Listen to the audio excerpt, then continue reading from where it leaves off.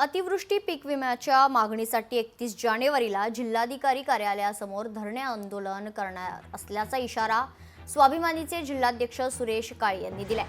यावर्षी अतिवृष्टी अनुदान आणि पीक विमा रक्कम मंजूर होऊनही शेतकऱ्यांच्या खात्यावर रक्कम जमा झाली नसल्यानं शेतकरी सरकार विरोधात संताप व्यक्त करते।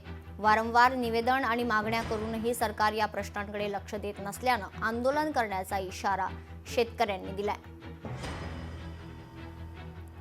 शासनाकडे 412 कोटी रुपयाचा अनुदानाचा प्रस्ताव जिल्हा प्रशासनाने पाठवला होता। त्याला आचारसंहितेनंतर मंजुरी मिळाली।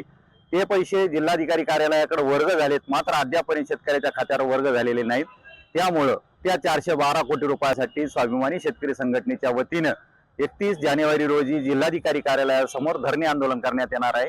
तसेच पीक विम्याचा प्रश्नही तितकाच महत्त्वाचा आहे। अग्रिम पीक विमा मंजूर होऊनही अद्याप शेतकऱ्यांना तो मिळालेला नाही। सुमारे 270 कोटी रुपये पीक विम्यापोटी शेतकऱ्यांना मिळणार आहेत। ते 270 कोटीचेही वाटप तात्काळ सुरू करावे, अन्यथा 31 जानेवारी रोजी स्वाभिमानीच्या वतीने जिल्हाधिकारी कार्यालयासमोर धरणे आंदोलन करण्यात येईल।